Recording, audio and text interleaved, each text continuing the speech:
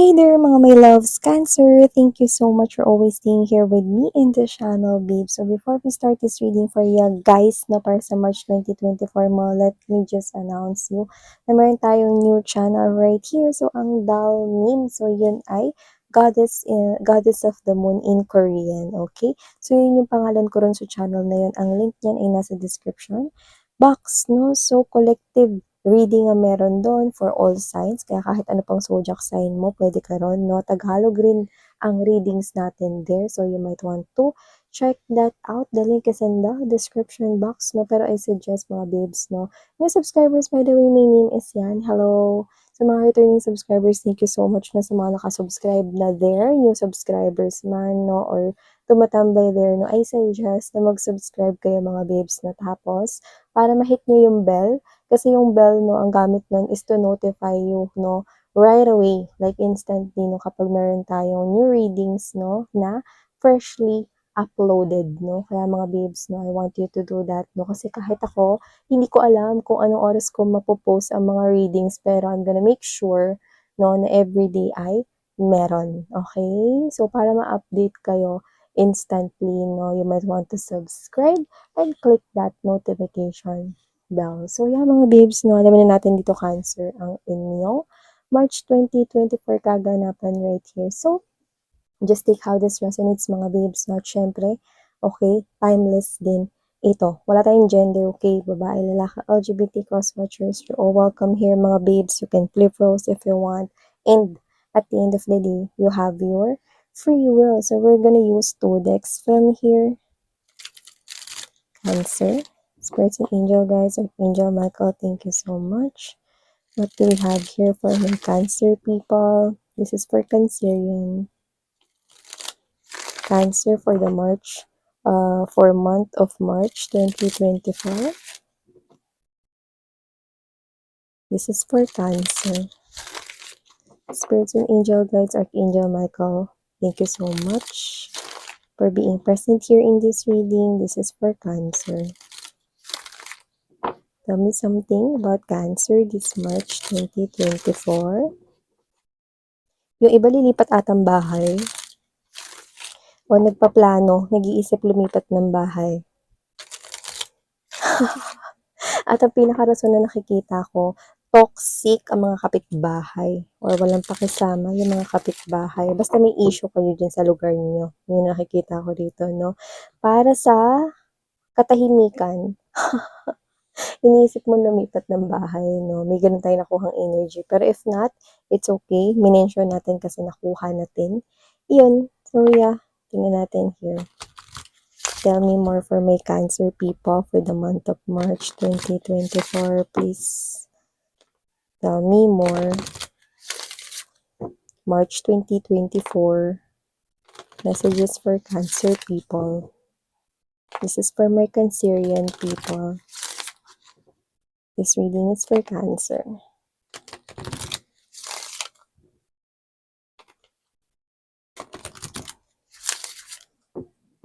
Okay, so let's go ahead and check these messages here for ya, guys. So, ilatag naman natin lahat, pero tingnan natin. First energy we've got right here. Codependency. Someone still attached to your energy. This person could be having addictions right now. Too much cigarette smoking, anything, no?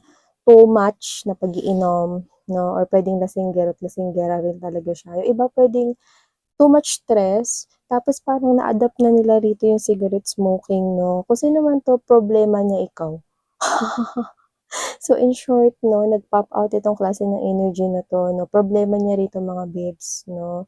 Ay ikaw. So, I do see that with this person's energy on the month of March, this person could be, wanting to talk to you, or baka trinay niya na talaga. Kasi ito yung klase ng energy na, desperate okay?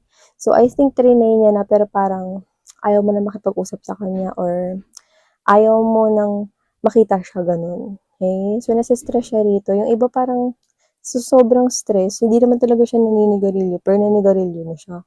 Or sa sobrang stress niya, pwedeng hindi naman siya umiinom, pero nagiinom na siya. Parang ganun.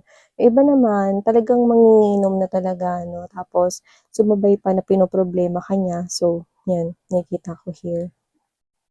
Yeah, see? Whoever that person is, no, kasi desperado siya to get this reconciliation. So someone here really wants to reconcile with you. Yan, no? Someone from the past. Doesn't have to be na ex mo lang yan. Pwede rin naman na person here na, talagang kinat off mo na sa buhay mo. Pwedeng dating kaibigan, or dati mo rito nakasama sa trabaho, or dating kilala mo, ganyan, no? And we have here this getting to know each other. So definitely, it's in reverse kung papansin mo, no? So kilala mo talaga itong person na to na uma-attach sa energy mo, no? And I think, no, na may tendency na lapitan ka nito ulit, no? Kung lumapit na to sa'yo, lapitan ka nito ulit, no? Sa March 2024. Kasi may desperation sa energy niya. Kilala mo na siya. So hindi na to bago sa inyo. Because getting to know each other in reverse position means you've already known this person. So, this could be someone here na ex mo, or someone here na nakaaway mo, or nakaalitan mo, or nag-end yung inyong connection. Ano man yung relationship, friendship, no?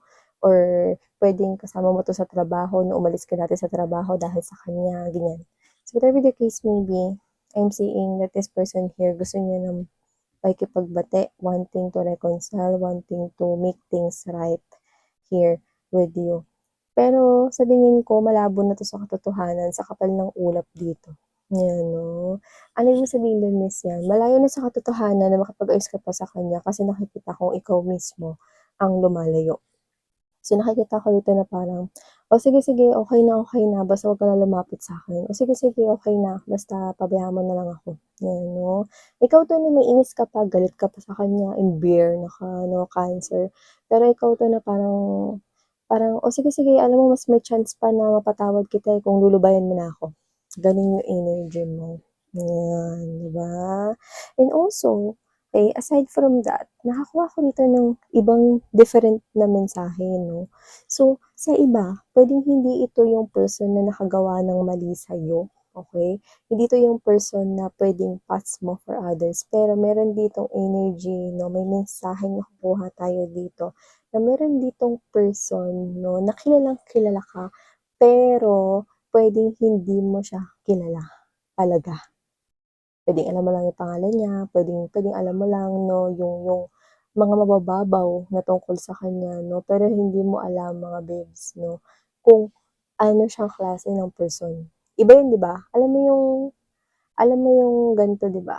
Alam ng mga kaklase mo, lalo ng mga hindi mo ka-close na kaklase, alam lang nila yung pangalan mo, di ba? Alam nila kung anong section ka, kasi kaklase ka nila. Pero yung nanay mo, alam yung pagkatao mo, di ba? Alam ng nanay mo na 'pag inuutusan ka niya na maglinis ng bahay, 'no, nagdadabog ka, galit ka, 'di ba? So gano'n, 'no, gano'ng klase ng energy parang lumalabas na in-example ko lang 'yung mga babes. Sa kanya naman, 'no, nagdadabog ba kayo? 'Pag naglilinis ng bahay, ano. Nakikita ko rito, example yun, na parang inahalin tulad ko sa dun. Kasi 'di ba, sa school, meron ka lang mga kasama mga friends, circle of friends, 'di ba? Yun yung mga nakakilala sa'yo, alam nila kung ano yung favorite mo sa canteen, 'di ba? Yung mga ganyan. Alam rin nila, 'no, kung paano ka rito gumalaw, kumilos at umaksyon, 'no, kasi sila yung lagi mo kasama. Pero yung iba mong mga kaklase, ang alam lang nila yung pangalan mo, 'di ba? Pangalan mo, puwedeng yung buong pangalan, yung apelyido mo, 'no, kung saan ka nakatira, anong section ka, at kung saan ka nila kaklaseng subject. Pero yung nanay mo, yun, ito yung ini-embodies ng another person na 'to, 'no. Para siya ritong nanay mo, 'no, nakilala ka niya, 'no, pero siya hindi mo siya kilala. Ikaw naman lumalabas ka rito bilang kaklase niya na parang hindi ka niya kaklase literal, ha. Example lang yun, 'no, binigay ko yun na parang kaklase ka niya rito na alam mo yung pangalan niya pero hindi mo alam na gano'n ka niya kakilala. So, this is someone here, 'no, na interesadong makipag-connect sa'yo sa realidad na. So, meron tayong nakukuhang energy rito, 'no, na gustong makipag-connect sa'yo in 3D world, 'no, like mag-usap na kayo, mag-friends na kayo, 'no, kilalang-kilala ka niya rito, 'no. Pero siyempre hindi niya ire-reveal sa'yo, nakikita ko rito. With the kapal of the ulap here, hindi ko nakikitang ire-reveal niya sa'yo, 'no, kasi baka magmukha daw siyang stalker or magmukha rito na isipin mo, um baka mag-isip ka raw ng hindi maganda. So, yun yung iniiwasan niya. Pero kitang-kita ko rito 'no, na parang noon pa siya interesado sa'yo, alam niya yung mga bagay rito. Actually, parang mas kilala ka pa nga niya kaysa kung paano mo kilala yung sarili mo. Pero hindi sa pinaka as in malalalim na bagay ng mga sikreto mo, ha. I'm getting this type of energy na ang ibig kong sabihin 'no is parang ikaw kilala ka na niya 'no, pero kunwari hindi alam mo sa sarili mo na hindi ka kumakain ng ganitong klase ng food 'no, pero alam niya kaya mo yung kainin. Alam mo yung mga gano'n, may mga bagay na parang nalilimutan ka pero siya alam niya yun, 'no, paano yung gano'n minsan? Alam mo puwedeng sa tingin ko, either kapitbahay mo 'to, puwedeng katrabaho mo 'to. Kasi parang madalas ka niyang nakikita at nakakasama or kung ikaw 'to na na person na puwedeng pala-post sa social media like everyday, lalo na yung maya't maya, I think one of his or her followers mo siya, 'yan. And at the bottom of the deck, we have here the pay attention to the red flags, no, in reverse. So, ibig sabihin mga babes, no, kung sino man, mga babes, no, yung ex mo na nakikipag-reconcile sa'yo, na dating nagtataasan ng red flag sa kanya, sincere siya kasi desperado ng energy niya eh. Gusto niya talaga makapag-ayos sa'yo rito eh, no. Kaya nakabaliktad na rin yung pay attention to the red flags here, no. So, nakikita ko rito 'no, na sinasabi rito na pinipili niya rito magbago at magpakatino na talaga for good 'no. Pero yun nga, you will not pay attention sa kanya at puwedeng hindi ka pa magpe-pay attention mo at baka makulitan ka na talaga ng tuluyan sa kanya rito, and yun yung nakikita ko here. At kung new person man 'to na hindi mo siya gano'n kakilala pero kilala ka niya talaga rito 'no, nakikita ko na maganda yung intensyon niya at hindi siya lumalabas bilang red flag 'no. See 'no? Alam mo 'pag nagsimula kayong mag-usap, may chemistry kayo, you know, there's a strong magnetic attraction, Cancer, 'no? At nakikita ko dito na puwedeng may mahilig sa dress, 'no, or meron dito yung may pagkatradisyon, 'no, nakakuha rin tayo ng energy ng meron ditong soft at mahinhin. So, very specific yun, so just take how this resonates. Ayun 'no, keep an open mind. Your soulmate is differ 'no, from your usual type and expectation. So, puwedeng itong itong person na 'to na gusto ng connection sa'yo, nakikita ko rito na puwedeng meron kayong differences, puwedeng culture 'yan or paniniwala 'no, but doesn't have to be. But I'm picking up 'no, na kung ano man 'yun, okey, 'yun ay isa sa mga sign at clues para matumbok mo kung sino 'yan, okey? Mahilig siya sa dress at sa tingin ko mga babes 'no, mahilig din siya sa color red. For some reason nakukuha ko 'yun sa kanya, and also whoever this individual is, I think this is someone here na may pagka-conservative and very soft, 'yan. So we have here this Eight of Coins energy, Five of Cups, Ace of Wands in a upright position, Hangman, King of Pentacles energy, Two of Wands, Judgment, World card. Oh, Major Arcanas here, Page of Swords, and Ace of Swords. Alam mo, nakita ko rito, meron ka ditong malaking desisyong gagawin, no? Para para magbukas, 'no? Hindi ko alam kung magbubukas ka ba ng business o magbubukas ka rito ng oportunidad 'no, para mapakita mo rito 'no, or parang ma-test mo yung kakayanan mo kung hanggang saan ba dito yung galing mo. Kasi parang meron ka ditong gagawin na parang excited kang gawin yun, pero at the same time, parang alam mo na hindi ka gano'n ka-skillful dun. Pero parang dahil love mo yun, punong-puno ka ng passion na excited ka, happy kang gawin yun. Di ko alam kung business ba yan or lilipat ka ng trabaho here, or may trabaho ka pero may ini-aim ka pa na mas higher, or may ini-aim ka rito, excuse me, goal, 'no? Nakikita ko rito na parang gagawa ka ng desisyon rito, 'no, na i-push 'yan, pero kinakabahan ka kasi at the same time excited kayo, kasi at the same time mga babes 'no, parang feeling mo hindi ka gano'n ka-skillful. Let's say 'no, kunwari ang course na tinapos mo is astronaut. Example lang 'yun 'no, pero yung course na tinapos mo astronaut na, pero dahil malaki yung passion mo sa cooking or malaki yung passion mo sa pagluluto 'no, alam mo na hindi ka chef, alam mo na hindi mo inaral 'yun like technically 'no, or objectively whatever, no, hindi ka nag-enroll sa course na ganyan. Natutunan mo lang yan kasi pwedeng dahil sa passion mo or baka dahil meron sa pamilya nila magaling magluto, baka yung parents mo, no? So, nakikita ko, example lang yung mga babes, no? It could be anything. At nakikita ko rito, dahil sa passion mo dyan sa pagluluto na yan, okay? Or kung ano man yan, gusto mo, no? Inspired ka magbukas ng restaurant or inspired ka magbukas ng kainan dito, no? Ayun yung nakikita ko dito, parang parang alam mo na hindi ka gano'n ka-skillful, kinakabahan ka 'no, pero at the same time, ito yung gusto mo, eh. So, nakikita ko itutuloy mo 'to. So, nakikita ko na gagawa ka dito ng desisyon 'no, na ituloy 'yan 'no, kasi may punong-puno ka ng passion, eh, may excitement ako nakikita sa'yo, like push na push ka na rito and alam mo tuloy mo 'yan kasi nakakita ko rito ng pera na parating sa'yo mula diyan. Alam mo mga babes 'no, hindi mo naman kinakailangan na maging, na na as in mag-enroll 'no, sa course na patungkol diyan 'no. Minsan kasi yung passion, yung arts alam mo ako, i-share ko lang ng really, really quick 'no, ang sarili kong experience dito para maka-relate ka Cancer 'no. Ako mga babes 'no, kung tutuusin, okey, isa akong artist, okey. I know, oil painting, I know how to do it, okay. I also can draw, okay. I love drawing, I love sketching, I love painting, I love doing that murals, okay. I have that passion for arts, but guess what? Hindi sa tinataas ko yung sarili ko, like binubuhat ko yung sopa ng bahay namin, pero, okay, yung passion na yun, hindi ko yun inaral. It's an innate gift 'no, okey. 'Pag born pa lang sa'kin ng nanay ko 'no, siguro may hawak na akong paintbrush. Like hindi ko yun inaral.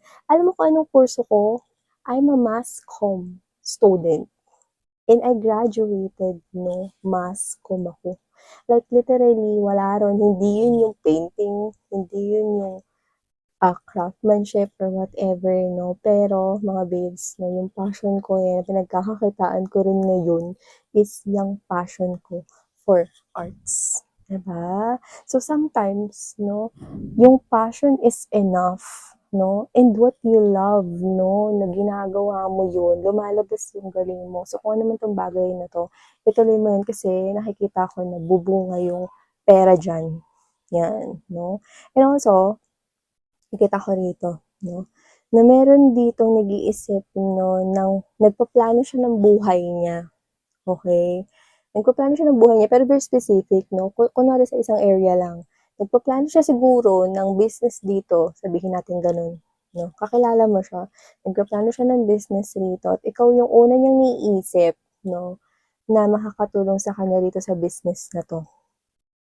Meron siyang iniisip na gano'ng klase 'no, na alam niya na ikaw yung right partner para dito. Alam niya na magbo-blossom 'no, itong business na 'to, itong totoong job na 'to 'no, kung ikaw yung magiging partner niya diyan 'no. Puwedeng kaperahan yun, okey, puwedeng business yun. Pero yung iba, puwedeng ito ay love life 'no, puwedeng iniisip niya rito 'no, yung plano na magkakaroon siya ng pamilya or magkakaroon siya rito ng family one day. And this person is definitely thinking none other than you, Cancer. Yan, 'di ba? Like pinagdadasal niya na mag-yes ka. Yan 'no. So yung nakikita ko dito, pero most likely all about kaperahan yun. Parang alam mo si Cancer nakikita ko talagang magandang partner dito, eh. Yan, nakikita ko rito. Pero yung iba, love life talaga yan. Yung nakikita ko rito. And also, nakakita rin ako rito 'no, ng passion para sa isang sports. So, I don't know why I'm getting that very specifically. Baka meron dito yung may interest sa sports. Nakikita ko rito na hindi ka naman yung sasabak sa Olympics.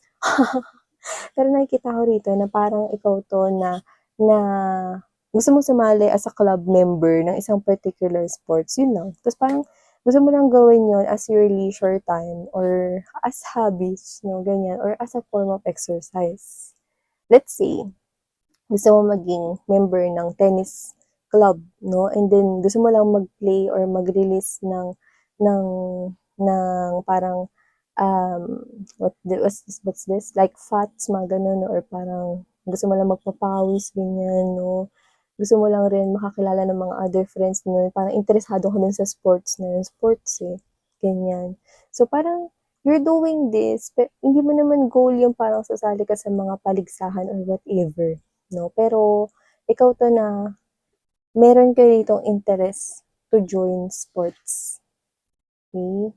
Not to compete, but to just play and, do what you love. Kasi nakikita mo, ay parang masaya yun, ay parang maganda yun, ay hindi pa ako nakapaglaro nito pero ang ganda ng uniform.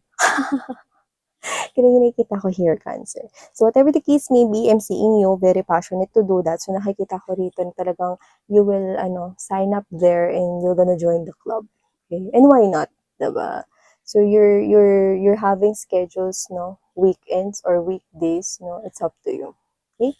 So yeah, ito ang mga mensahe, no, for your March 2024 reading, Cancer. Maraming salamat. Thank you so much and see you as well sa Dalnim. 사랑해요. 안녕.